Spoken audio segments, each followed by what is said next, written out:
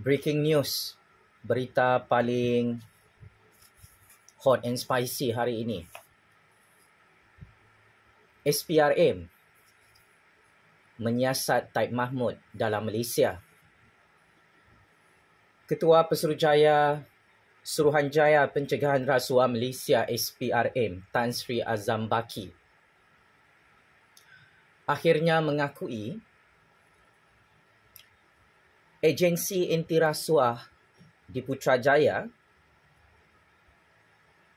telah melakukan siasatan terhadap bekas Ketua Menteri Sarawak yang berkuasa 33 tahun, iaitu Taib Mahmud. Cukup dahsyat dan mengerikan. Ketua Suruhanjaya Pencegahan Rasuah Malaysia SPRM mengakui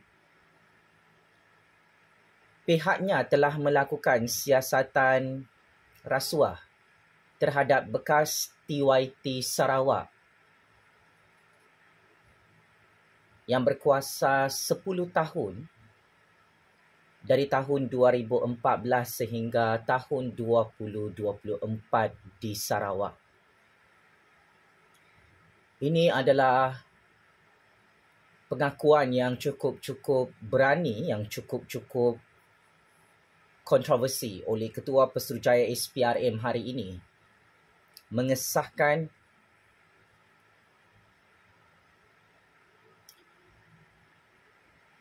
Raja Baharu Sarawak yang sangat kaya telah disiasat oleh SPRM di negara ini. Menurut pengesahan rasmi oleh Ketua Pesuruhjaya SPRM Tan Sri Azam Baki, siasatan rasuah ke atas Taib Mahmud telah dilakukan pada 6 tahun lalu. Ketika itu, institusi SPRM diketuai oleh Datuk Seri Muhammad Shukri Abdul dan SPRM telah membuka 15 kertas siasatan bagi menyiasat kekayaan Taib Mahmud yang sangat luar biasa, empire kekayaannya. Dalam setiap kes yang disiasat oleh SPRM, Tan Sri Azam Baki memberi jaminan bahawa semua laporan kes disiasat mengikut lunas undang-undang dan perlembagaan. Dan jika ia berkait dengan individu berprofil tinggi di Sarawak, kes Taib Mahmud ini sebenarnya telah dipanjangkan dan diserahkan kepada Jabatan Peguam Negara di Putrajaya. Walau bagaimanapun, tiada sebarang pendakwaan kes jenayah rasuah akan dilakukan terhadap bekas TYT Sarawak dan bekas Ketua Menteri Sarawak yang paling lama berkuasa dalam sejarah politik negara, iaitu Tun Abdul Taib Mahmud. Pendedahan oleh Ketua Pesuruhjaya SPRM, Taib Mahmud disiasat telah didedahkan dalam satu forum cakna rasuah SPRM bersama media Sarawak di Kuching kemarin. Inilah hebatnya Taib Mahmud. Untouchable.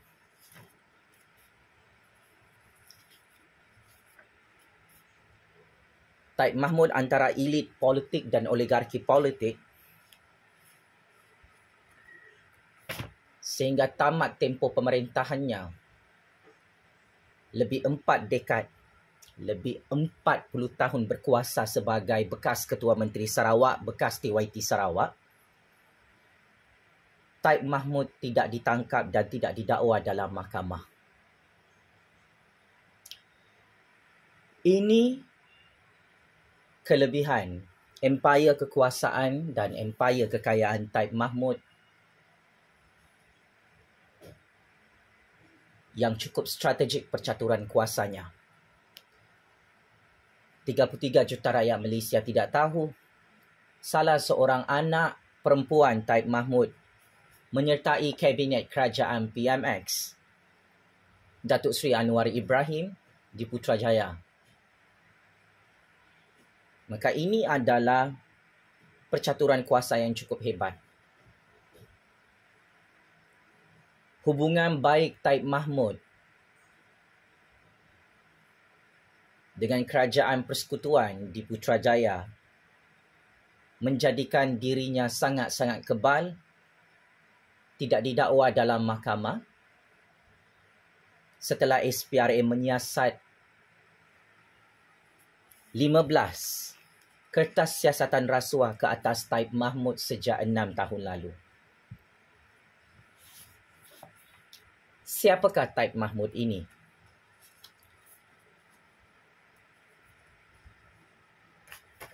Taib Mahmud adalah elit politik yang dianggarkan kekayaannya secara individu mencecah 15 bilion US dollar. Ia dianggarkan dalam mata wang ringgit hari ini mencecah lebih 60 bilion ringgit aset harta kekayaan Taib Mahmud yang cukup powerful dan luar biasa dalam sejarah Malaysia dan sejarah dunia. Paling dahsyat, aset kekayaan Taib Mahmud bersama anak-anaknya, adik-beradiknya, sepupu sepapatnya dan keluarganya dianggarkan mencecah lebih 21 bilion US dollar atau dianggarkan sehingga saat ini pada mata wang ringgit semasa boleh mencecah hampir 90 bilion ringgit sehingga 100 bilion ringgit aset-aset empire kekayaan Taib Mahmud dan keluarganya di dalam negara dan seluruh dunia. Taib Mahmud adalah contoh elit politik yang sangat-sangat berjaya dalam percaturan kuasa dunia dan percaturan real politik di Sarawak yang tidak ada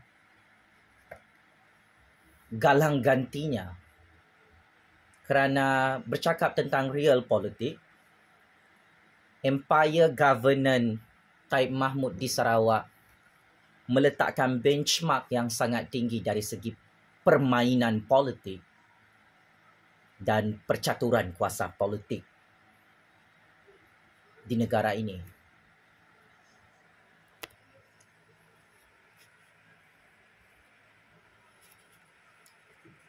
Berdasarkan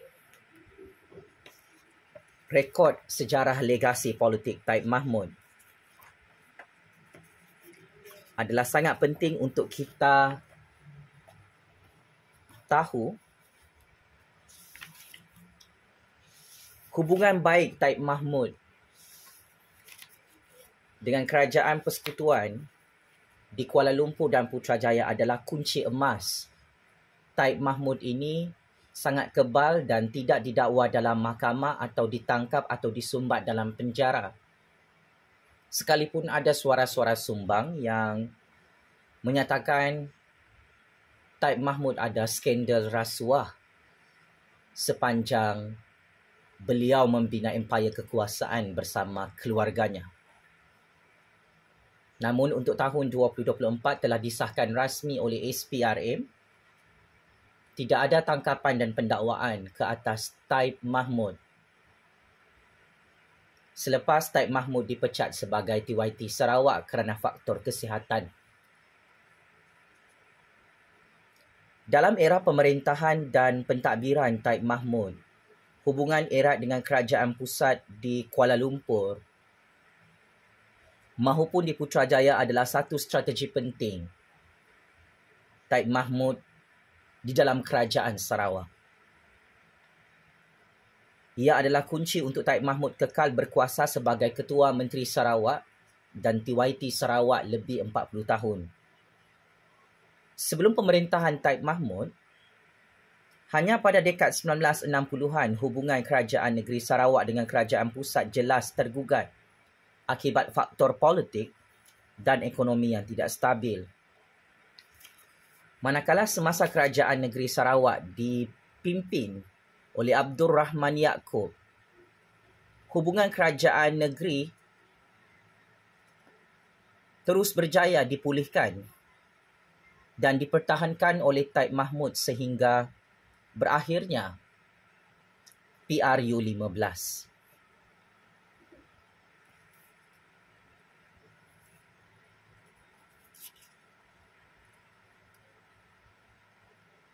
Taib Mahmud menjadi Ketua Menteri Sarawak pada tahun 1981. Ketika itu, Tun Dr. Mahathir Mohamad menjadi Perdana Menteri keempat Malaysia di Kuala Lumpur.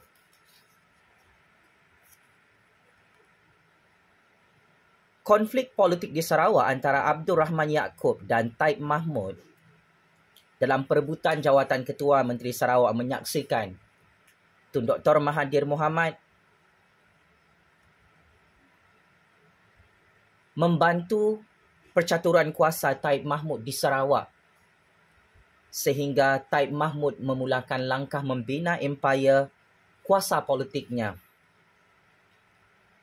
Kerana hubungan baik antara Sarawak dan Kerajaan Pusat era Tun Dr. Mahathir Mohamad di Kuala Lumpur tahun 1981 yang lalu. Selain itu, di era Tun Abdullah Haji Ahmad Badawi, Taib Mahmud terus mengekalkan hubungan yang sangat-sangat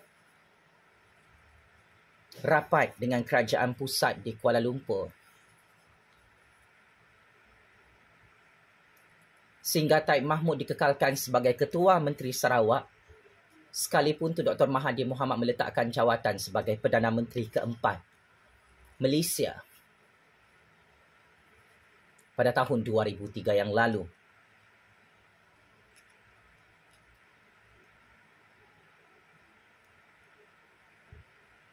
Selepas Pak Lah letak jawatan sebagai Perdana Menteri kelima Malaysia di era Perdana Menteri keenam Malaysia, Datuk Seri Najib Tun Abdul Razak, juga menyokong kepimpinan politik Taib Mahmud di Sarawak sehingga empayar kekuasaan dan kekayaan Taib Mahmud berada di puncak kekuasaan yang tidak dapat ditandingi oleh elit-elit politik Sarawak yang lain.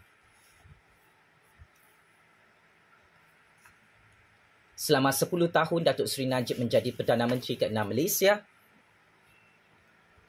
Taib Mahmud berada dalam kedudukan yang sangat-sangat selesa untuk memonopoli jawatan dan kuasa Ketua Menteri Sarawak sehingga beliau menjadi sangat-sangat berkuasa dan sangat-sangat kaya raya hari ini. Setelah tamatnya PRU 13,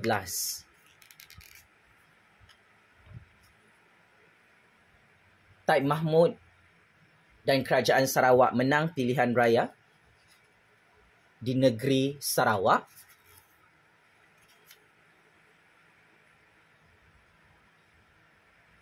dan Perdana Menteri ke-6 Malaysia ketika itu tetap menyambung kontrak jawatan Ketua Menteri Sarawak yang diberikan kepada Taib Mahmud. Berbeza dengan PRU 14 lalu, setelah Datuk Seri Najib Tun Razak dan UMNO BN tumbang di Putrajaya, Taib Mahmud dan Kerajaan Sarawak melakukan strategi pakatan politik baru. BN Sarawak dibubarkan dan Taib Mahmud bersama anak-anak murid politiknya membuat penjenamaan baharu dengan menghapuskan BN di Sarawak dan menubuhkan satu gabungan pakatan politik baharu iaitu Gabungan Parti Sarawak setelah Najib Razak dan UMNO BN tumbang secara mengejut di Putrajaya.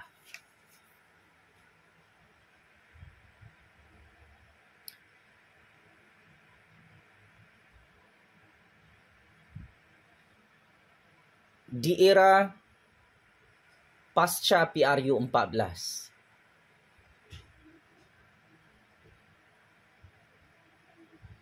walaupun Najib Razak dan UMNO BN sudah tumbang, Taib Mahmud dan Kerajaan Sarawak kekal memonopoli dan mendominasi pemerintahan kerajaan negeri. Ketika itu Tun Dr. Mahathir menjadi Perdana Menteri ke-7 Malaysia. Walaupun di peringkat pusat, Taib Mahmud dan kerajaannya menjadi pembangkang di Parlimen. Tetapi pada tahun 2020, Taib Mahmud membuat pakatan politik di belakang tabir bersama Muhyiddin, PAS bersatu bagi membentuk kerajaan tebuk atap, iaitu Perikatan Nasional. Inilah dinamik percaturan kuasa Taib Mahmud yang menyebabkan beliau sangat-sangat kebal, tidak didakwa dalam mahkamah. Kerana Taib Mahmud cukup licik dan cukup genius.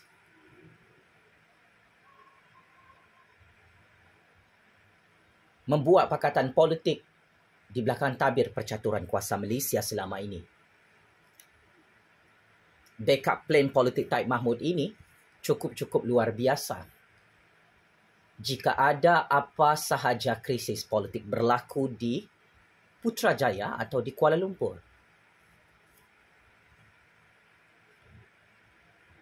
Di samping itu juga, setelah Muhyiddin dipecat oleh Agung dan UMNO pada tahun 2021 sebagai PM ke-8, Taib Mahmud dan Kerajaan Sarawak bersama anak-anak murid politiknya